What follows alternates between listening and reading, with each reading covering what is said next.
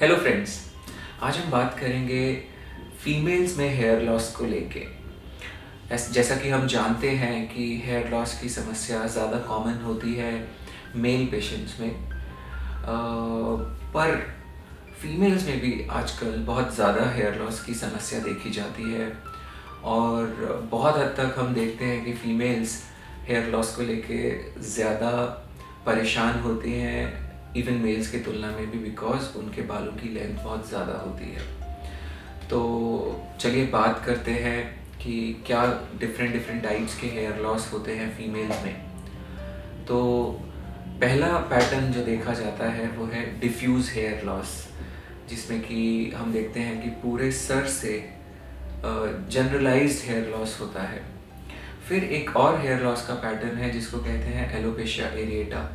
इसके अंदर patchy hair loss हो सकता है, जिसमें कि छोटे छोटे राउंड पैचेस बन जाते हैं, जिसको साधारण भाषा में लोग कीड़ा लगना बोलते हैं। ये पैची हेयर लॉस कभी कभी बड़ा रूप लेके एलोपेशिया टोटैलिस या एलोपेशिया यूनिवर्सैलिस का रूप भी ले सकता है, जिसमें कि पूरा का पूरा स्कैल्प और बॉडी हेयर भी इन्वॉल्व हो सकते हैं। फिर एक बहुत important type of hair loss, pattern of hair loss जो है वो फीमेल पैटर्न हेयर लॉस है, जिसमें कि फीमेल्स के स्कैल्प में मिडल पोर्शन से, यहाँ से, जैसा कि आप इस इमेज में देख रहे हैं, बाल कम होने शुरू हो जाते हैं। और जैसे जैसे ये पैटर्न प्रोग्रेस करता है तो ये जो गैप होता है पार्टिंग लाइन में, चौड़ा होता चला जाता है। ऐसा पैटर्न थिनिंग की वजह से होता है। इस पोर्शन में हेयर एक पर्टिकुलर एरिया में थिन आउट होते हैं, जिसकी वजह से ये फीमेल पैटर्न बाल्डनेस बनता है। फिर एक और पैटर्न, मेल पैटर्न बाल्डनेस के पैटर्न में भी कुछ पेशेंट्स में, फीमेल पेशेंट्स में हम हेयर लॉस देख सकते हैं, जिसमें कि उनके साइड्स, टेम्पल्स से रिसेशन शुरू होता है, जैसा कि जनरली मेल्स में देखा जाता है। तो क्या कारण हो सकते हैं हेयर लॉस के? चलिए इनको जानते हैं। हेयर लॉस का एक बहुत मेजर कारण फीमेल्स के अंदर होता है nutritional deficiency. Usually iron deficiency, anaemia एक बड़ा रीज़न होता है हेयर फॉल का, जिसमें कि पेशेंट को जनरलाइज हेयर लॉस हो सकता है और हेयर की क्वालिटी काफ़ी अफेक्ट होती है, जिसमें थिनिंग देखी जाती है।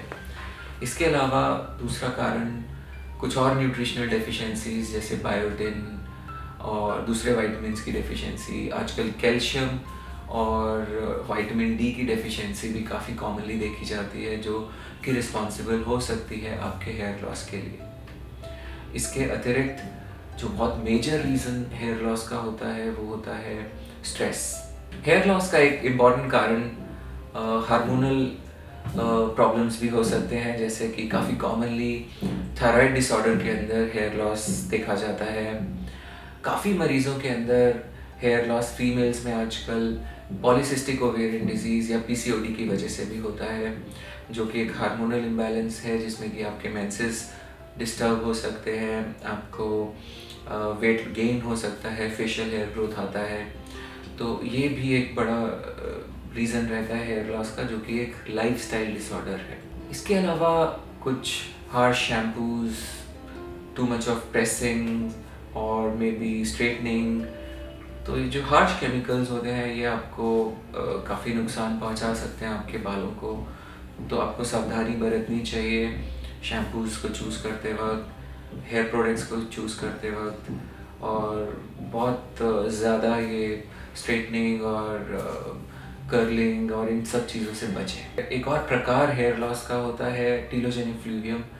जब आप बीमार होते हैं, जैसे कि डेंगू या टाइफॉइड, ऐसा कोई लंबा डिजीज़ चला हो या कोई बहुत ज़्यादा स्ट्रेस वाला पीरियड चला हो, तो उसके भी 3 मंथ्स के बाद हेयर फॉल हो सकता है।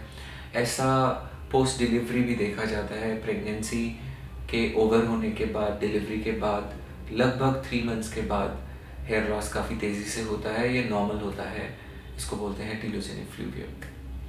तो चलिए ट्रीटमेंट्स के बारे में बात करने से पहले हम बात करते हैं नॉर्मल फिजियोलॉजी ऑफ हेयर, जो कि फीमेल्स में समझना हमें बहुत ज़रूरी है।